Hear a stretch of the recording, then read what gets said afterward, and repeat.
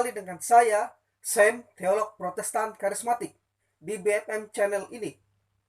Kiranya kasih karunia dan damai sejahtera dari Allah Bapa dan Tuhan kita Yesus Kristus menyertai kita semuanya.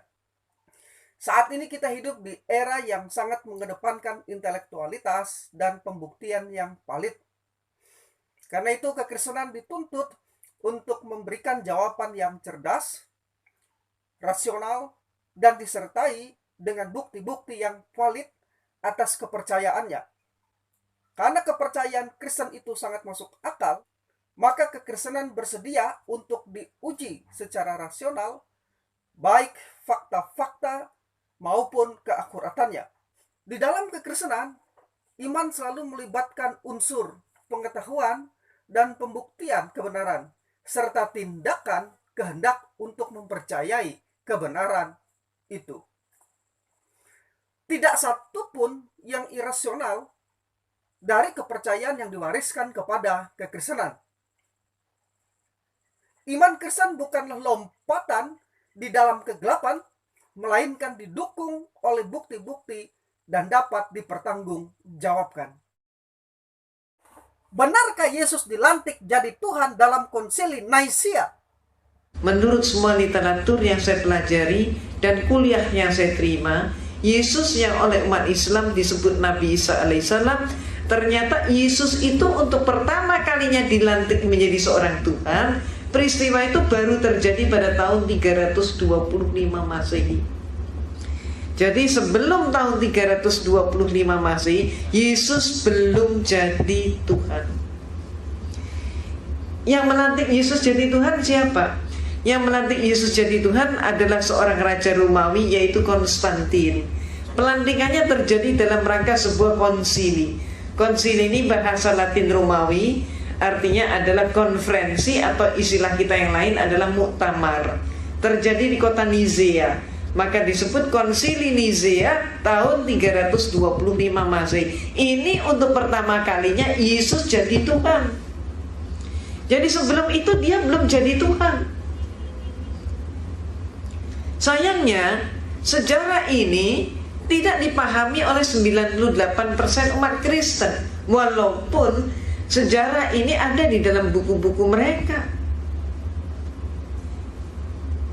Cuman dengan sengaja pemimpin-pemimpin gereja menutup sejarah tersebut agar supaya umatnya tetap tidak tahu. Kenapa? Kalau sampai umatnya tahu, umatnya akan terguncang sekali kalau mengetahui Yesus diproses dari manusia menjadi Tuhan.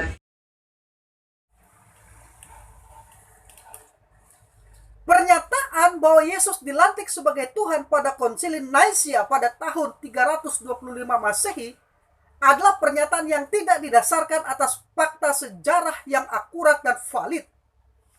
Ini adalah kebohongan besar dan upaya penyelewengan fakta sejarah yang dilakukan oleh para kritikus, polemikus, dan kristolog gadungan yang menolak pernyataan kebenaran Alkitab tentang keilahian Kristus. Kesalahan pemahaman nampaknya telah terjadi saat para kritikus dan polemikus memberikan tuduhan bahwa orang Kristen mempercayai Yesus adalah manusia yang mengakui dirinya sebagai Allah. Sebenarnya kekristenan tidak pernah mengajarkan bahwa Yesus adalah manusia yang menjadi Allah. Kekristenan mengajarkan dan meyakini bahwa Yesus adalah Allah yang mengambil rupa manusia melalui inkarnasi. Itu yang diajarkan oleh kekristenan. Manusia sampai kapanpun tidak pernah akan bisa menjadi Allah. Dan kekristenan juga tahu, paham, mengerti itu. Karena itu Kristen tidak pernah mengatakan Yesus adalah manusia yang menjadi Allah. Tidak, itu adalah tuduhan palsu. Itu adalah kebohongan yang disebarkan. Ini adalah cacat logika.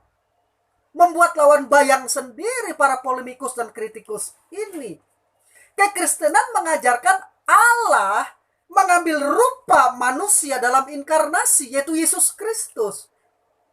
Sukar apa bagi Allah untuk mengambil rupa manusia? Tidak, karena dia adalah Allah. Nah, ini yang diajarkan oleh kekristenan.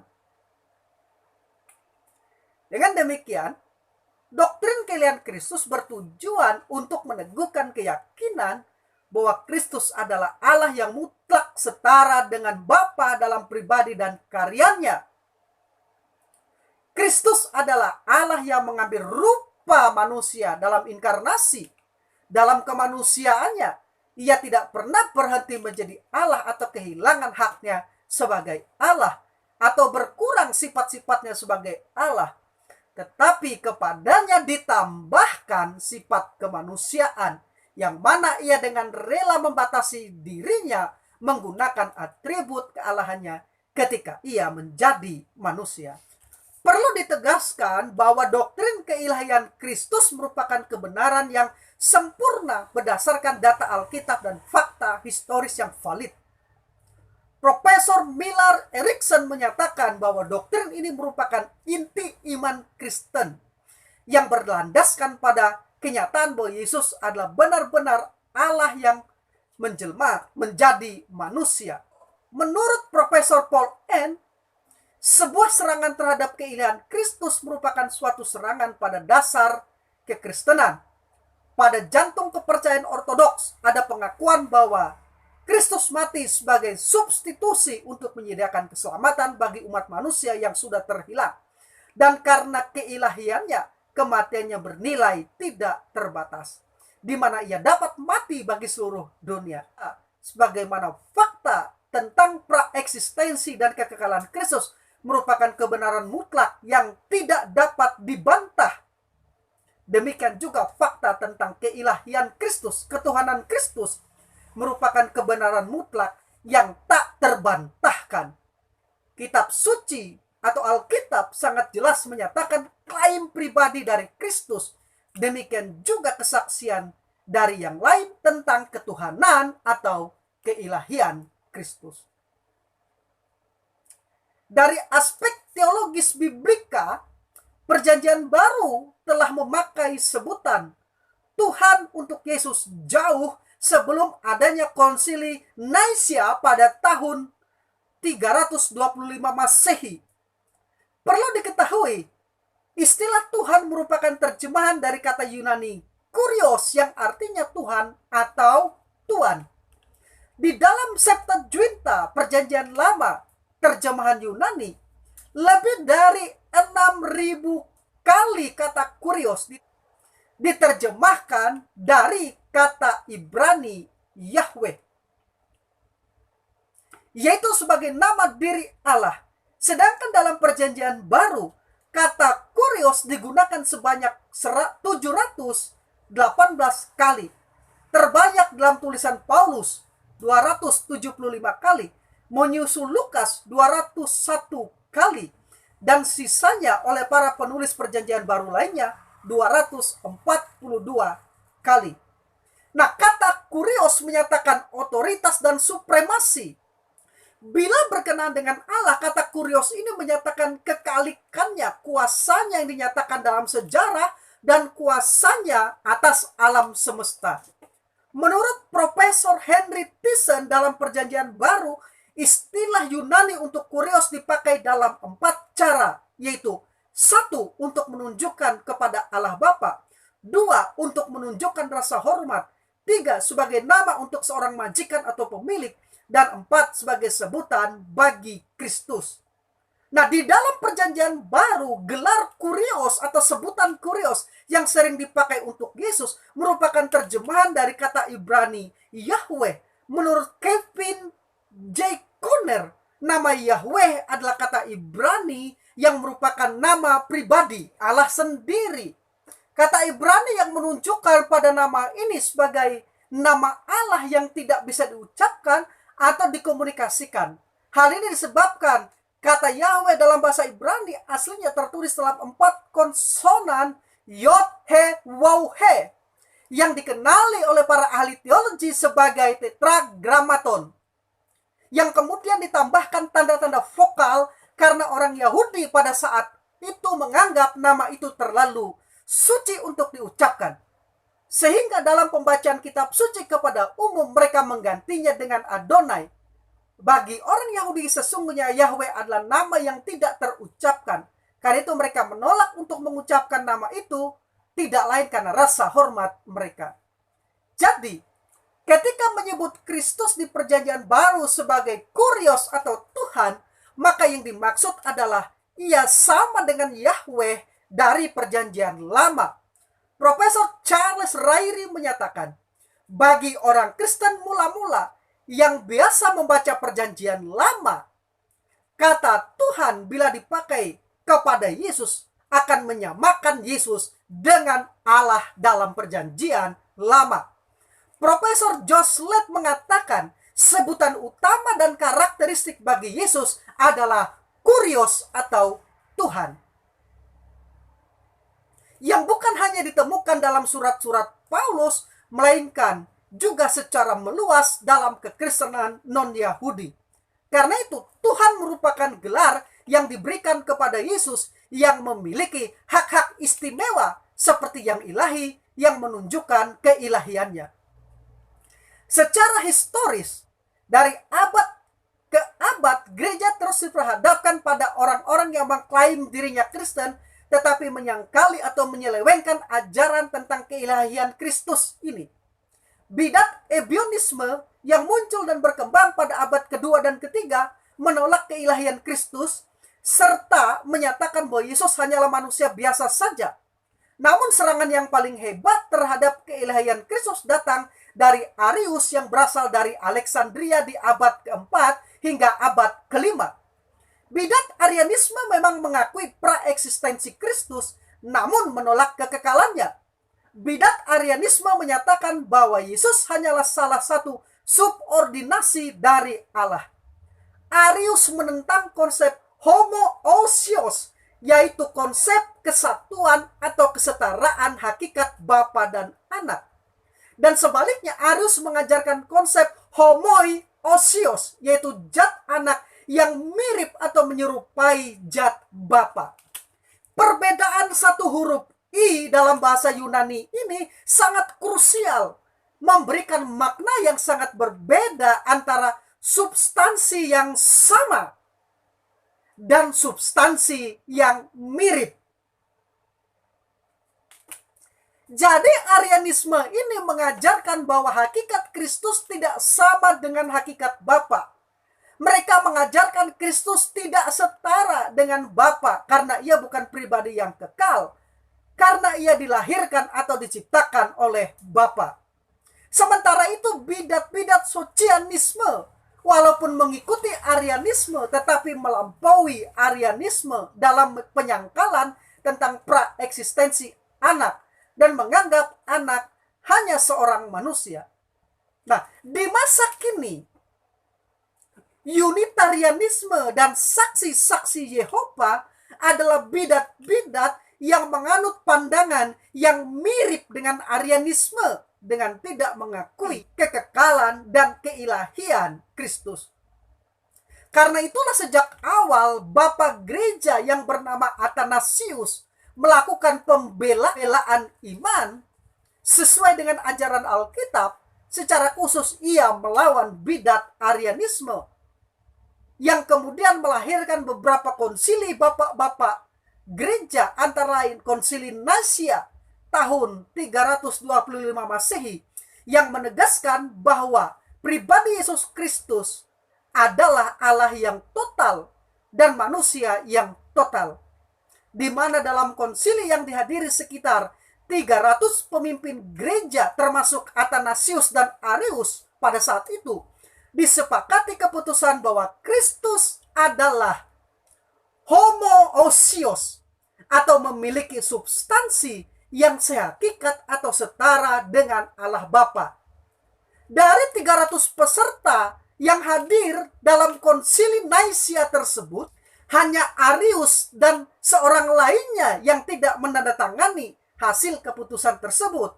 Dan ia tetap mempertahankan ajarannya bahwa Yesus itu homoiousios atau hanya substansi yang mirip dengan Allah Bapa, karena itu tidak sehakikat atau sederajat dengan Bapa. Nah, hasil keputusan tersebutlah yang disahkan oleh Kaisar Konstantinopel. Jadi Kaisar Konstantinopel tidak membuat keputusan. Dia hanya mengesahkan hasil keputusan. Dan Yesus tidak pernah dilantik dalam konsili tersebut. Karena jauh sebelum konsili tersebut, Alkitab mengatakan bahwa para rasul dan para murid menyebut Yesus sebagai Tuhan. Jadi sekali lagi, tidak ada sama sekali indikasi bahwa Kaisar Konstantinopel melantik atau mengesahkan ketuhanan Yesus dalam konsili Nicaea tersebut. Yang dilakukan oleh Kaisar Konstantin ialah mengesahkan keputusan konsili yang meneguhkan kembali bahwa Yesus adalah Tuhan menurut catatan Alkitab. Jadi, di dalam konsili Nicaea tersebut, bapak-bapak gereja memelihara ajaran yang benar-benar ajaran Alkitab dari serangan, dari gangguan ajaran-ajaran sesat atau bidat pada saat itu. Keputusan konsili Nicaea sangat penting di dalam melindungi ajaran-ajaran gereja, khususnya tentang ketuhanan dan keilahian Yesus Kristus. Di kemudian hari, konsili Konstantinopel yang dilaksanakan pada tahun 381 Masehi hanya mengulangi penegasan konsili Nicaea yang meyakinkan bahwa pribadi Yesus Kristus adalah 100% Allah dan 100% manusia. Sementara itu konsili Kalkedon pada tahun 451 Masehi menegaskan kembali hubungan antara keilahian Kristus dan kemanusiaan Kristus yang menghasilkan rumusan dalam 3 pokok pikiran, yaitu 1. Mengesahkan kembali keputusan konsili Nicaea yang menetapkan bahwa Yesus memiliki 2 sifat, yaitu sifat Allah dan sifat manusia, namun ia hanya mempunyai 1 pribadi tunggal. 2. Menerima argumentasi Kristologi Cyrillus dan Leo yang menyebutkan bahwa Maria adalah Theotokos, yang artinya sebagai ibu dari Allah yang berinkarnasi dalam manusia sejati. Kristus yang memiliki sifat Allah dan sifat manusia adalah pribadi kedua dari Allah Tritunggal. Ia sehakikat dengan Bapa dan sifat kemanusiaannya seperti manusia alami, namun ia tidak berdosa. 1 Petrus 2 ayat yang ke-23. 3. Merumuskan konsep kristologi yang baku dan alkitabiah, yakni bahwa kedua sifat Yesus menyatu dalam 1 pribadi Kristus. Kedua sifat itu tidak saling melebur atau bercampur, juga tidak berubah dan tidak saling menghilangkan sifat yang satu dengan yang lain. Bahkan masing-masing sifat tidak terpisah satu sama lainnya. Dengan demikian, Kristus memiliki 1 pribadi dan 2 sifat atau natur, yaitu sifat ilahi dan sifat manusiawi.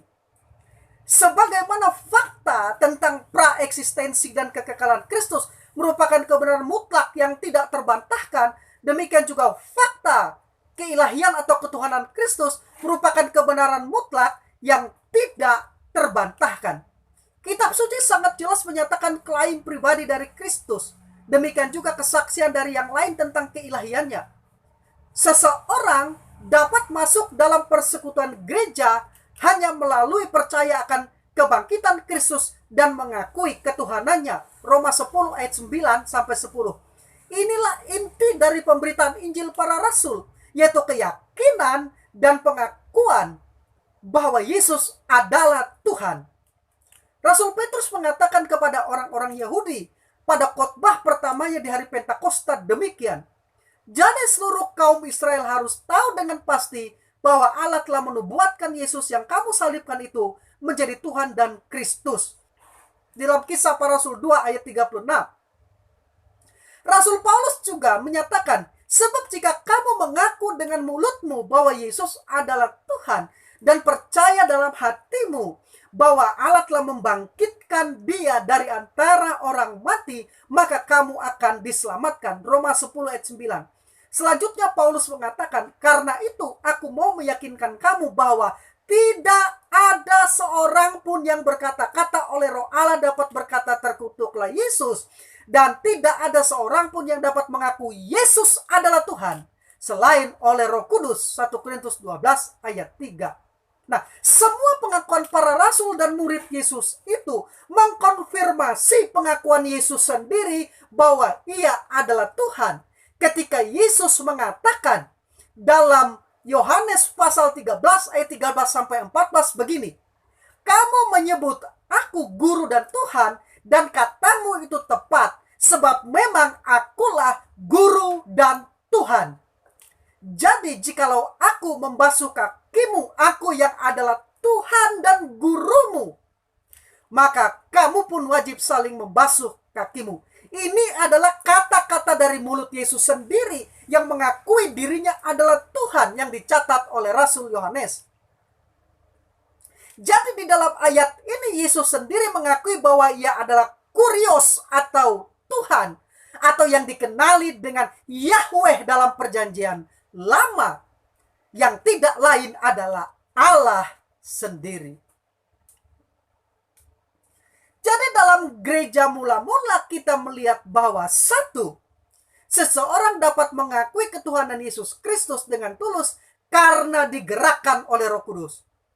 Dua, mengakui Yesus sebagai Tuhan merupakan suatu pengalaman pribadi. Yohanes 20 ayat yang ke-28. Dan tiga, mengakui Yesus sebagai Tuhan karena telah menerima dengan keyakinan bahwa Yesus Kristus adalah Tuhan. Karena itu bagi kita saat ini, dengar baik, iman kepada ketuhanan Kristus bukan saja merupakan hal yang penting, melainkan merupakan hal yang sangat krusial dan esensial. Keyakinan bahwa Kristus adalah Tuhan bukan hanya karena telah diteguhkan dalam pengakuan iman Nasia ataupun Kalkedon, melainkan karena Alkitab menyatakan dan mengakuinya demikian. Dengan kata lain, konsili Naisia, konsili Konstantinopel, dan konsili Kalkedon tidak membuat atau menciptakan ketuhanan Yesus, atau tidak pernah Yesus dilantik sebagai Tuhan dalam konsili Naisia, sebagaimana yang dituduhkan oleh para kritikus dan polemikus dan kristolog-kristolog gadungan itu.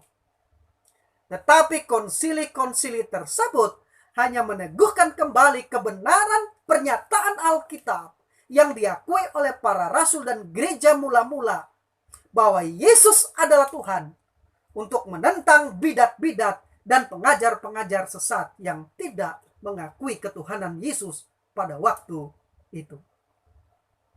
Saya Sam, teolog Protestan Karismatik.